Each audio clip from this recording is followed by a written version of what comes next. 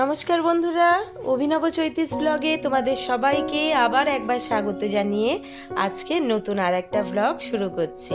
তোমরা সকলে কেমন আছো, কে কোথা থেকে আমার ব্লগগুলো দেখছো আর দেখে কেমন লাগছে সেটা অবশ্যই কমেন্ট করে জানিও। ভালো লাগলে লাইক করো, বন্ধু বান্ধবের সঙ্গে শেয়ার করো।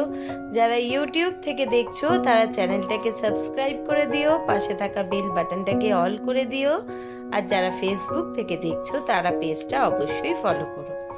আজকে রবিবার 25শে ফেব্রুয়ারি। গত 2-3 দিন পর টানা কম বেশি উপোস গেছে। আজকে শরীরটাও একটুখানি সেরম দিচ্ছে না, তাও সকাল সকাল উঠে স্নান সেরে দেখতেই পেলে আগে ঠাকুরের পুজোটা সেরে নিয়েছি। আর ছেলে বলার জন্য আজকে সকালবেলা স্নান সেরেই একটা শাড়ি পরে একটু রেডি হয়ে নিয়েছি।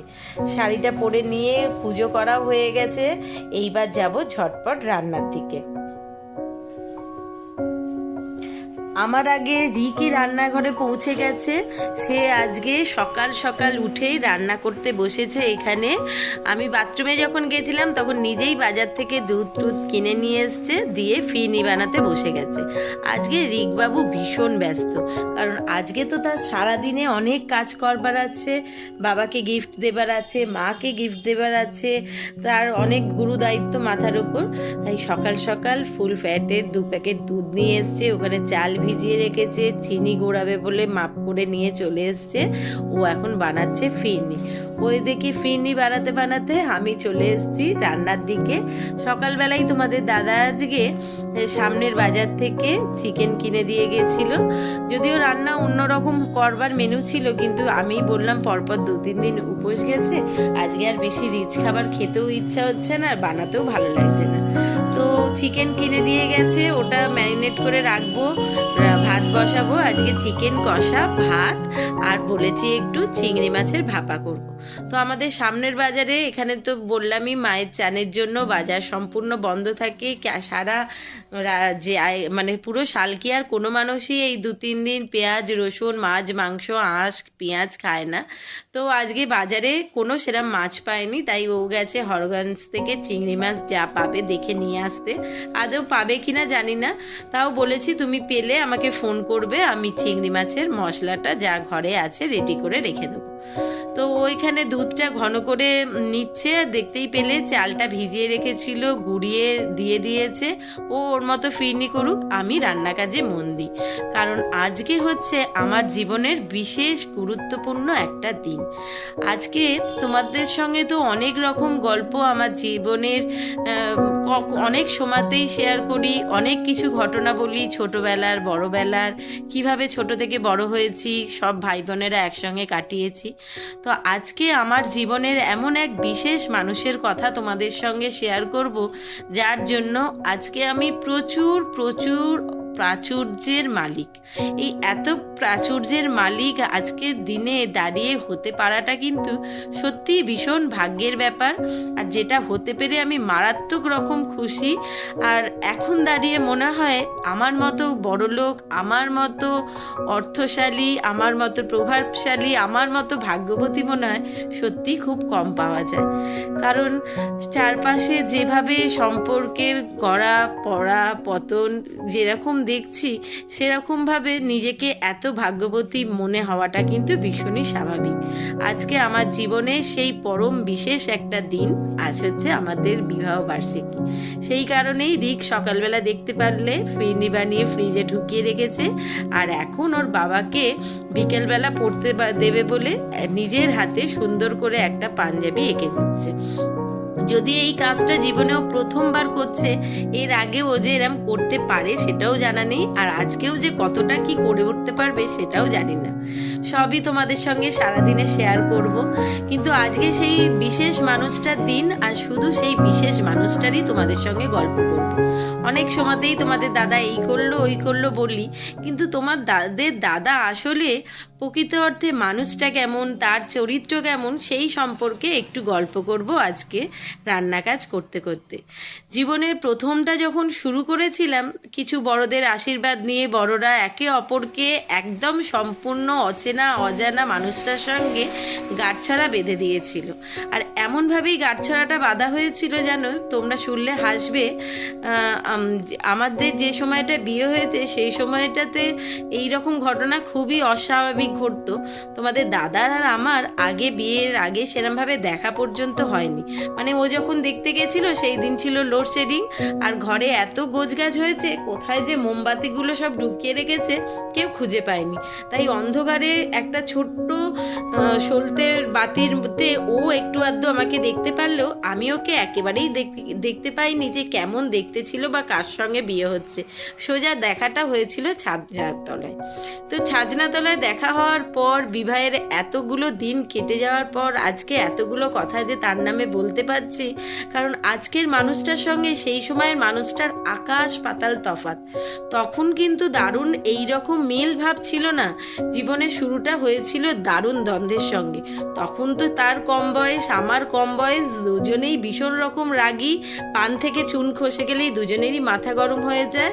আর তোমাদের দাদার বক্তব্য ছিল, যে কোনো সময় যে কোনো পরিস্থিতি যেমনই আসুক না কেন, আমি তোমার সঙ্গে যতই ঝগড়া করি না কেন, তুমি যদি সেই ঝগড়াতে সহ্য করতে পারো তাহলে মাথা নিচু করে মুখ বন্ধ করে আমার সমস্ত কথা শুনবে, আর যদি সেটা না পারো তাহলে কোমর বেঁধে গলা ফাটিয়ে চিৎকার করবে। বাড়িতে কাকচিল তাতে না বসতে পারলেও কোনো ক্ষতি নেই, কিন্তু ঝগড়া করো, ঝাঁটি করো, রাগ করো, ভাব করো, কোনো অবস্থা কোনো পরিস্থিতিতেই কিন্তু আমাকে ছেড়ে যাওয়া চলবে না।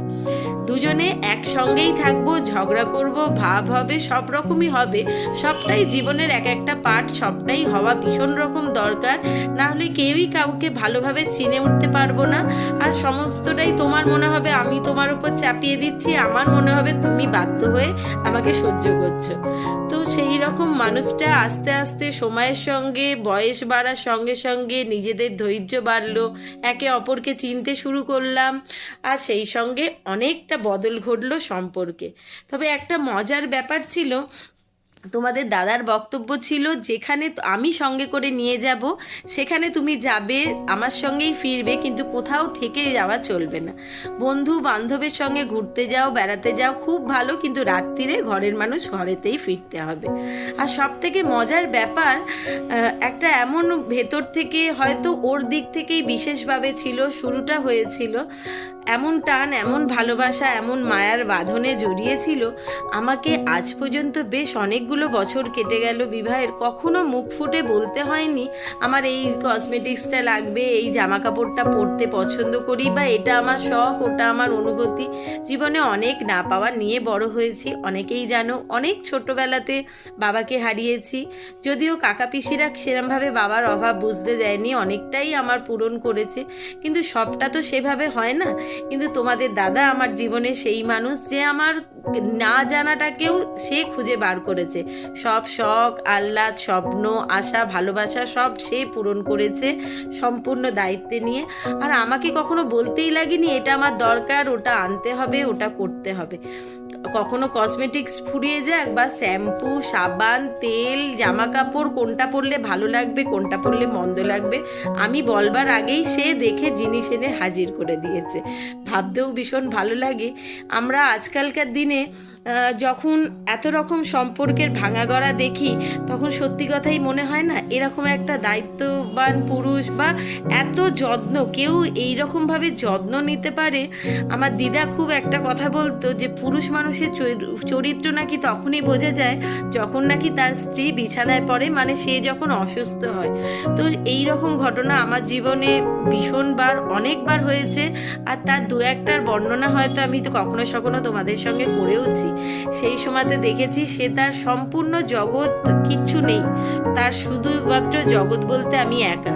আমাকে একা নিয়ে হসপিটাল, ডাক্তার, ঘর দৌড়ানো, দু হাতে সেবা করা, বিছানাতে খাবারটা পর্যন্ত মুখের সামনে ধরে এনে দেয়া, এমনকি থালাটাও সরিয়ে দেয়া, মাটিতে পা রাখতে না পারলে সে ধরে মানে কি বলবো বাথরুমটুকুনিও এগিয়ে যেতে সাহায্য করেছে।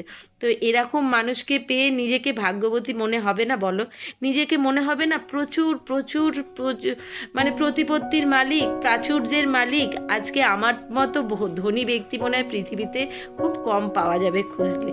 আর এই কথাটা না সত্যি বিশ্বাস করো বলতে ভীষণ রকম গর্ব হয় যে এই রকম একটা মানুষকে জীবন সঙ্গী হিসাবে পাশে পেয়েছি। এটা সত্যিই আমার প্রচুর ভাগ্যের ব্যাপার। আজকে এতগুলো কথা বলতে পারছি এই কারণেই যে সমস্ত পরিস্থিতিতে মানুষটাকে দেখেছি নিজের কথা হয়তো কখনো সেভাবে মুখ ফুটে বলতে পারে না, লোক দেখানো মানে লোক দেখিয়ে কোনো বিশেষ দিন পালন করা, কোনো বিশেষ কিছু এনে দেখানো, রোজ ডেতে রোজ দেয়া বা ভ্যালেন্টাইন ডে হিসাবে ঘুরতে বেড়াতে যাব, এটা কিনে দেবো, এই দেখানো জিনিসগুলোতে তার ভীষণ রকম অ্যালার্জি। সে এইগুলো একেবারেই পছন্দ করে না। যদিও এখন ছেলের চাপে আমার বলাতে টুকটাক কিছুতে রাজি হয়ে যায়, তবে সেরকমভাবে মন থেকে মানতে পারে না।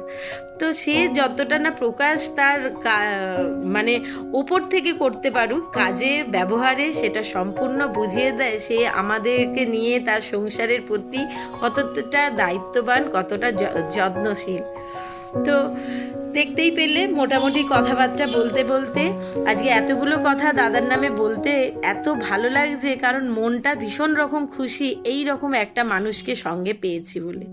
কথাবার্তা বলতে বলতে এখানে চিংড়ি মাছের ভাপা রেডি, চিকেন কষা রেডি, ভাত তো আগেই হয়ে গেছে।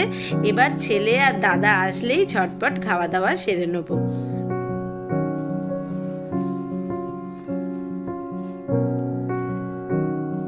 প্রায় ছেলে যখন ক্লাস 6-এ পড়ে সেই থেকেই প্রত্যেক বছর বিবাহবার্ষিকীতে, তারপর ওর বাবার জন্মদিন হোক বা আমার জন্মদিন, প্রত্যেক বছর নিজের জমানো পয়সা দিয়ে কেক কিনে নিয়ে এসে আমাদেরকে দিয়ে কাটায়। আজকেও তার ব্যতিক্রম হয়নি। সকালবেলায় বাবার সঙ্গে বেরিয়ে কেক কিনে নিয়ে এসছে, ফিরনি বানিয়েছে, আর এই দেখো পাঞ্জাবিটা কতদূর কমপ্লিট করবে জানি না, কিন্তু আপাতত এতটুকুনি করেছে। দিয়ে তোমাদের দাদা রবিবার বলে বিকেলবেলা গেছিল সেলুনে একটু চুল কাটতে, দাড়ি সেভ করতে, আর আমাকে জোর করে রাজি করালো বিয়ের এই বেনারসিটা পরতে। এটা যদিও আমার বিয়ের না, বৌভাতের বেনারসি, আমার শাশুড়ি নিজে পছন্দ করে কিনে এনেছিলেন। তো সেই বেনারসিটা জোর করলো ও, তোমাদের দাদাও বললো। তো আমিও মনে করলাম এগুলো তো আলমারি বন্ধ হয়েই পড়ে থাকে বহুদিন, অনেক দিন পরা হয় না, আজকে বরং যখন বলছে পরে নি। আর এই দেখো পাঞ্জাবিটা যে এত সুন্দরভাবে ও তৈরি করতে পারবে আমি ভাবতেই পারিনি।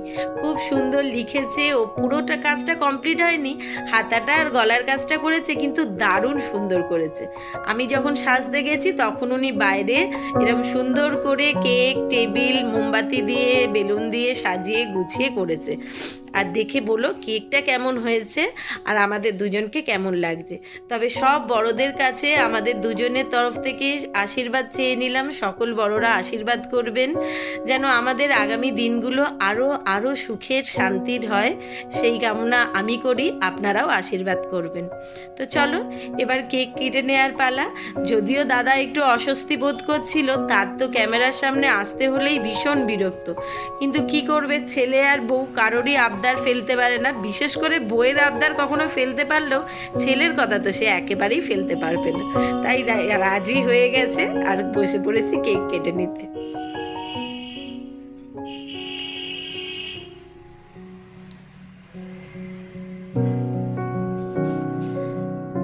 প্রত্যেক বছরই বিবাহবার্ষিকীর দিন, জন্মদিনের দিন বললামই রিক কেক এনে দেয়, কেক কাটা হয় ঠিকই, কিন্তু এই বছরের বিবাহবার্ষিকটা সত্যি একেবারে অন্য রকম ভাবে পালন করা হলো। এই রকম অন্য বছর তোমাদের দাদা একেবারেই পছন্দ করে না, তাই কখনোই ক্যামেরা অন করে কেক কাটাও হয় না, আর এইভাবে বেলুন মোমবাতি দিয়ে সাজানোও হয় না। তো সেই সময় যেহেতু দাদাও বাড়িতে ছিল না আর আমিও গেছিলাম ঘরে একটু রেডি হতে, সেই ভাগে ছেলে করেছে বলে খুব একটা না হয় করতে পারিনি। কেকটা জানো তো পাইনাপেল ফ্লেভারের এনেছিল, দারুণ টেস্টি খেতে ছিল।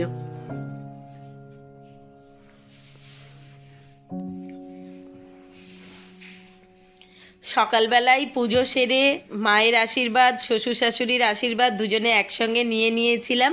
আর এবার কেক খেটে খাওয়া দাওয়া করে একটু বেরোবো বাইরে, কারণ দাদা বলেছে আজকে রাত্রিবেলার রান্না কিছু তো করবার নেই।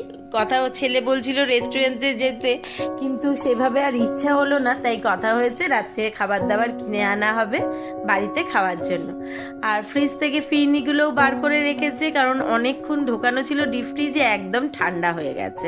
তো ওটা কিছুক্ষণ আগে বার করে রেখেছিল। আর ছেলের কথা অনুযায়ী আজকে ও আমাদেরকে খাবার বেড়ে দেবে, আমরা দুজন আগে খেতে বসবো। তো তোমাদের দাদা বললো অত পাকামি করে লাভ নেই, ঠিক আছে আমি আর মা পাশাপাশি বসছি এদিকে, আর তুই আর তোর দিয়াও সামনে একেবারে খাবার বেড়ে নে, রাত্রিরে সকলে একসঙ্গে খাওয়া দাওয়া করব।